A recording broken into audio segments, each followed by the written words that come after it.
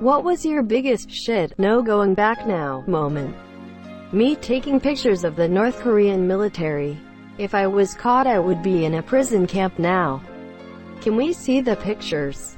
That first time being dropped off on the Appalachian Trail several states away from home and watching the car speed off into the distance with nothing but my own legs and a stick I found to get me back. I love that stick. I'd fuck that stick if it had genitals. Well, you can always let the stick fuck you. Don't let a lack of genitals come between you. It's the 21st century, man. Live your best life. Moving to Europe. For my husband, it was moving home. For me, yeah, nope. But I have a rare disease and American insurance was about to actually kill me. Kept denying medications. I was getting worse and worse. And he managed to get an amazing job in a great city to try to save my life. So 5 years ago, we're 2 hours into our flight there. The flight where we're moving forever. And I was too sick to visit first or anything, so I've never seen it before. And I'm realizing, I'm not actually well enough to fly back to the US. Who knows when I'll see anything or anyone from again. And this is it. And, suddenly, I'm just a bit panicking gone. Like, what is plane? Where is air? The flight attendant was offering me a cup of tea at that almost exact moment and I just stared at my husband, who is a former Marine and has done all of these insane things. And he looked at me and goes, "Take the tea." I felt like an idiot version of Neo in the Matrix. If you take the tea, the flight keeps going and you see how far this rabbit hole goes. If you don't take the tea, this poor flight attendant stands here looking like a fucking idiot for even longer. So anyway, I took the tea from the dude. And then I guess it worked because who can panic while trying to make tea? Turns out it was truly the point of no return. It's been 5 years. The insurance is much better than the US. They've kept me alive when I definitely would have died. But I'm too sick to actually leave. I couldn't even go home for my grandmother's funeral. So, shit, there really was no going back. Unless something kicks in. New treatments, etc. I doubt I'll ever see home again. Not the same, but in the same wheelhouse. My husband and I moved to Europe for his new job when I was 32 weeks pregnant. We liquidated everything in the US and brought our dog and 2 cats with us on top of it all. There were many "oh snap, this is happening" moments along the way. But the biggest no turning back one was when we checked the pets in for their flights knowing we wouldn't see them again for about 40 hours. 5,500 miles away. I am so sorry you're ill and were unable to go to your grandmother's funeral. I hope that you continue to get good care, and that a successful treatment is found for you. Less than 3. Psychedelics, particularly DMT, because it all happened so quickly and intensely. Salvia. Never again. Only lasts 5 minutes. But holy shit, does it feel like an eternity. It's like your entire reality gets smashed into thousands of pieces and you're desperately trying to piece it back together. Or getting thrust into the space between the multiverses and you're trying to figure out which one you belong in again. Having your consciousness merged with a red Solo cup on the dresser is the kind of experience a man needs no more than one of in his life. 2 days ago when we found out the wife is pregnant, shit's getting real bois. When I asked my crush if she is ready for a relationship with me, the 2 hours I waited for a reply took forever. Also sadly she said no. When I reported a coworker's rape to her attacker's boss, I knew nothing would ever be the same for anyone involved. What happened to the attacker? Every time I solo traveled and arrived in a new country, when I was about to get on the plane to my first semester of med school, my dad, never one for sentiment, said, "Well, you're now actually worth more dead than alive. Don't screw this up." Packing up my car before telling my husband I was leaving. The positive pregnancy test. We were trying. But seeing the test, my first thought was honestly, "Oh shit, what have we done?" Quote, "He's now 8 months old and it is the best, but still the scariest." decision we ever made. Oh, this feeling. I remember sitting on the toilet, staring at the positive in the window on that test. I leaned my head against the wall and closed my eyes, and the room still spun and spun. It was the most complete sense of, well, this is what you wanted. Now what? The knowledge that nothing in life would ever be the same. I ended up miscarrying that pregnancy, and 2 subsequent more. No other pregnancy test carries the same weight for me as that initial one. It was like I'd walked through a door into an entirely new wing of life. My kid is 14 now. She's amazing. It was all worth it. Mine just graduated. It's like confirmation that you did something right. Especially since he's a pretty darn good kid. Canoeing over a waterfall. Classy. You make me feel old. Having to go to Urban Dictionary to find out what kind of sex move you're talking about. Walking into a MMA fight and the cage closes behind you. How did it go? Pretty okay, I would say. I got punched in the face a lot but subbed my opponent with an armbar. It was just an amateur level fight, but you learn a lot even there. Like, you don't really hear your coach, you are way too consumed by what's going on, at least in the first few fights. Also, you can't really improvise, so a game plan is pretty important because you will just revert to the basics you practiced. Also, you get fucking tired as fuck. Just stuff you don't really understand if you're never in a fight. Greater than also, you get fucking tired as fuck. Just stuff you don't really understand if you're never in a fight. This is a big thing people don't get. They watch action movies and shit and go, oh yeah, I could kick ass for 20 minutes, when in reality, a real fight against someone, sanctioned or otherwise, is one of the most exhausting things there is.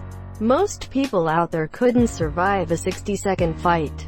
Crossing the Rubicon. Parachute jump. My life is now no longer in my hands. Oh well, Geronimo! Exclamation mark. Exclamation mark. I was renovating 3 apartments in a 9-bedroom house. At the same time. By myself. Bomb is your quarantine. I just am going for it. Kissing my best friend. Similarly, pegging my best friend. Would love to hear about how it came up and what happened after.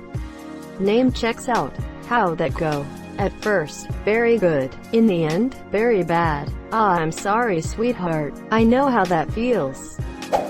When I laid in the bed of my psychiatric hospital's bedroom for the first time. That's an awful, lonely feeling, ain't it? I got put in a psych ward once when I tried to go to rehab. Fuck that shit. If anyone from the VA is reading this, that is not the best way to help a self-admitted drug addict. You fucks. They're also not that great when you self-admit through your psychiatrist for MDD. When I came out of my mother's cervix, Alabama would say otherwise. In the US, that's the point where you go from a cherished human life that must be protected at all costs, even if it is harmful to the health of others, to a disposable burden. When I saw my girlfriend's, now wife, eyes light up at the jewelry store when she laid eyes on what would become the engagement ring, the last 2 months of talking about marriage suddenly felt much more real and serious. Cutting the fenders for a wide-body kit installation. Yeah, that definitely applies here. What was the car? A 2012 Aventador. Whoa, you don't mess around. Saying, I do. When I finally gave in to the girl who wouldn't take no for an answer. Fuck. Never again. What happened? The long version, if you're comfortable. I saw this cute girl and wanted to ask her out. As soon as I said hi to her, I knew the only way to get out of it was to ask for her number. She was flattered but said no.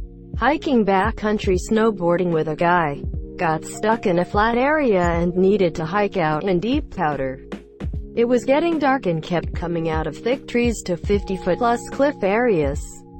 It was getting darker and we didn't have much light left, and finally came out to another cliff area with about a 10-foot cliff, 20 feet of landing, and then a second 10-foot cliff area that had a narrow landing to an open glade.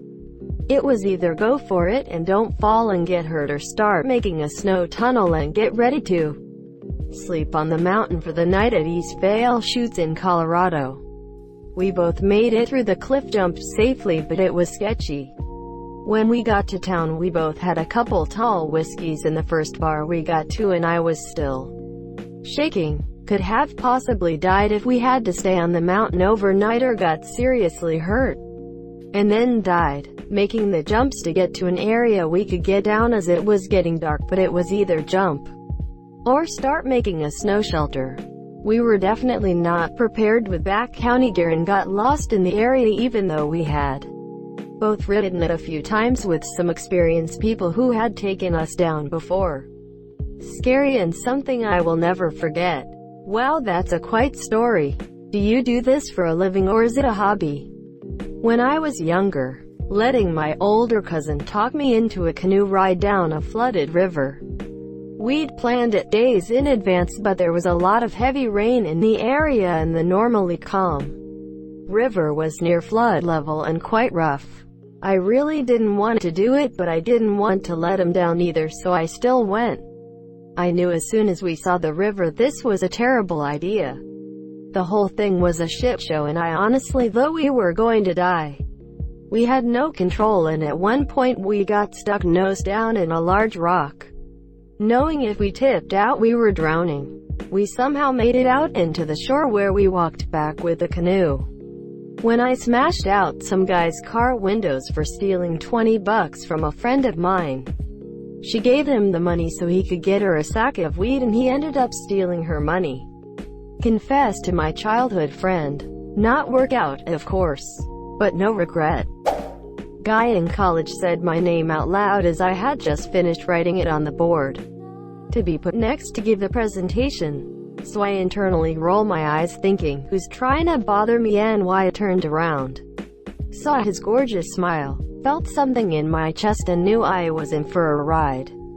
Fucked it up though. I hopped a freight train once, and the moment it hits 15 to 20 miles per hour, you're just along for the ride. But the real no going back moment came when the train stopped on a siding outside Winnemucca. After waiting there for like 5 hours, I decided to walk into town and get some ice cream sandwiches. As soon as I got 50 yards from the train, I realized, if it starts rolling now, I'll be too far away to chase it down. I'll just be stuck in this town for a while, heading towards a hedge at 30 miles per hour. Airborne. When I was doing a long poo. Here, try this hot wing. Took a bite, and for the next 18 hours, I could only focus on how this was a crime against humanity. Hiking. Knowing that severe weather is on the way. I got about 8 miles, and when it started, dense woods, but rain was heavy enough that I couldn't see 10 feet in front of me. Crossed a small creek halfway through, which on my way back turned into a river from flash floods. I found a somewhat large rock sticking out from a hill and huddled under that for about 15 minutes. While lighting struck close enough to hurt my ears and seriously rumble in my chest, ended up having to follow the creek upstream until it got small enough to cross, which turned what was originally 2 miles of hiking trail into probably another 8 through raw forest, maybe more, as it was pitch black when I got back to my car, and I had started at noon. Spent those hours bawling my eyes out and slipping in mud. LMAO. Easily in the top 5 most terrifying experiences in my life. Thank you so much for watching and have a good day.